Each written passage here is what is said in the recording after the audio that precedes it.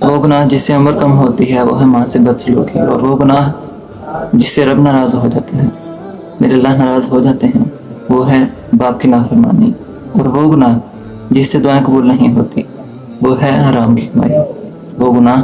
جس سے عمر کم ہوتی ہے وہ ہے زنا،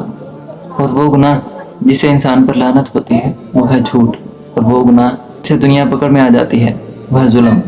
اور وہ گناہ جس سے رزق تنگ ہو جاتا ہے وہ ہے زنا، اور وہ گناہ جس سے راز فاش ہو جاتے ہیں وہ ہے نشہ، وہ گناہ جس سے پوری انسانیت تباہ ہو جاتی ہے وہ ہے قتل،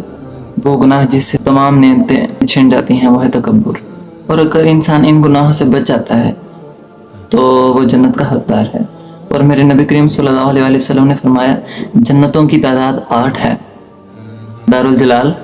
دار الاسلام، جنت الماوی، جنت الفردوس، دار القرار، جنت العدن، جنت الخلد، جنت النعیم۔ اور میرے نبی کریم صلی اللہ علیہ وسلم نے فرمایا جب بھی تم اللہ تعالیٰ سے جنت کا سوال کرو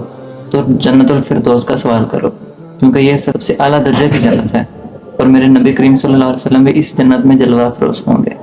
اور جنت میں لے جانے کے لیے صدقہ ایک بہت بڑی چیز ہے۔ صدقہ یہ وہ چیز ہے جو انسان تو ختم ہو جاتا ہے لیکن انسان کی نیکیاں ختم نہیں ہوتی۔ صدقہ کس کس قسم کا ہو سکتا ہے؟ رسول اللہ صلی اللہ علیہ وسلم نے فرمایا بندے کے لیے اس کے فوت ہو جانے کے بعد 7 اعمال اس کی قبر میں بھی کام آئیں گے، جو اس کو قبر میں رہ کر دنیا سے نفع پہنچاتے رہیں گے۔ وہ 7 اعمال کون کون سے ہیں؟ کسی کو علم نفع سکھانا، نہر کھدوائی ہو یا کوئی کنواں کھدوایا ہو جس سے لوگ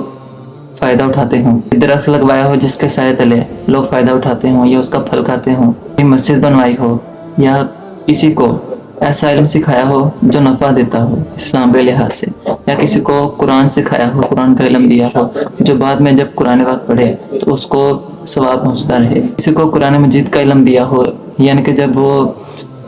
فوت ہو جائے تو اس کے بعد اگر وہ انسان جس کو اس نے سکھایا وہ قرآن پاک پڑھتا رہے تو اس کا حصہ ثواب اس کو جاتا رہے گا۔ اور لاسٹ یہ ہے کہ اگر وہ اپنے پیچھے نیک اولاد چھوڑ کے جا رہا ہو، مطلب کہ اس کے جانے کے بعد بھی اس کے اولاد نیک کام کرے اور اس کا بھی ثواب اس کو پہنچتا رہے، یہ وہ نیکیاں ہیں جو انسان کے فوت ہو جانے کے بعد بھی انسان کو نفع پہنچائیں گی۔